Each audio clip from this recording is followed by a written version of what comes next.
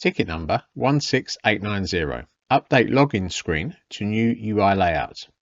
So we're updating the current login screen to match the new UI layout for consistency across the application. This includes changes in the layout structure and styling without altering the underlying authentication logic.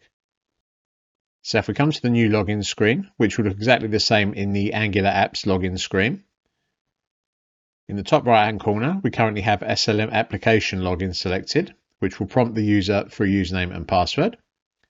If we click on SSO, we have a single button login. If we come back to the SLM application login and we've forgotten our password, this is the new screen that the user will be presented with. If the user has been sent a password reset link that has expired, they will see this page.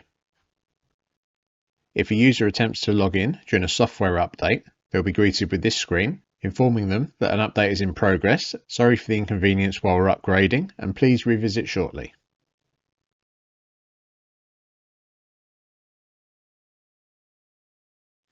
Ticket number 16888.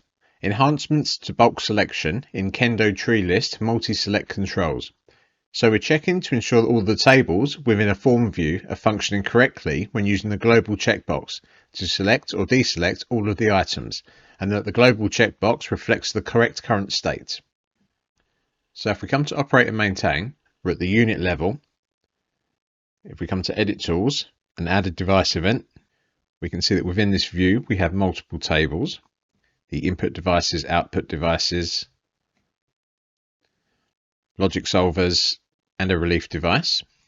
So if we select all the devices, we can see that this checkbox is now ticked and all of the devices will be selected, all of the inputs, outputs, logic solvers, and the relief device. If we deselect one of these inputs, we can see that all devices is now not checked. If we add the input back in, we can see that they're all now selected, so the checkbox is back. Similarly, with the output devices, if we click here, remove all the output devices, the global checkbox has updated to show the current state. And if we reinstate all the output devices, we can see that it's now been updated to show that all devices have been selected.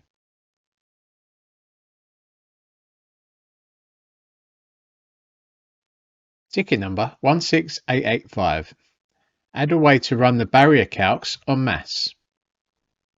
So if we come to the LOPA module and we come down to a LOPA study, we can see we have multiple LOPA worksheets attached. If we come to the LOPA sheet list template, underneath the custom actions, we now have the option to update LOPA sheet calculations, which will run the calculations en masse.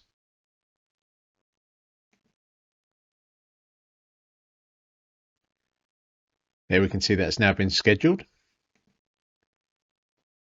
we refresh the page, take a look at the background tasks, we can see that the LOPA sheet updates have been queued, and now we just have to wait for those calculations to be processed. We can see that SLM is now working through all of those pending tasks,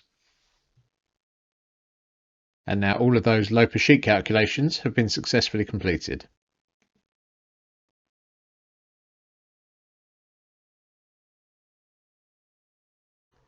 Ticket number 16881. Feature request hyperlinks for prior use certificates. So we're creating a hyperlink on the device input, output, and logic solvers for the prior use certificate field. Where clicking on the hyperlink will navigate the user directly to that particular prior use certificate. So if we come to operate and maintain, we come down to this CIF. If we open the inputs and click on this device, we can see that the prior use certificate field is a hyperlink. If we click on here, it opens the inputs prior use certificate details. If we come back to the CIF, we come down to this logic solver device and we click on the prior use certificate hyperlink.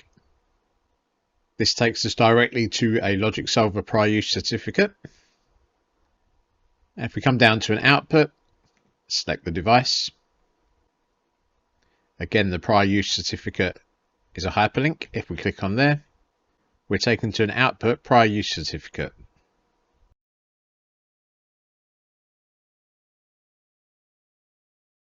Ticket number 16827. Add export button for revision log.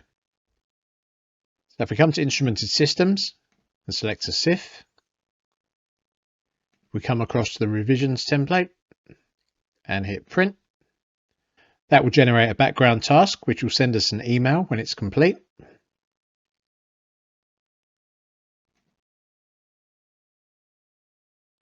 Once that's complete, if we open the report, we can see in here that we have the revision log.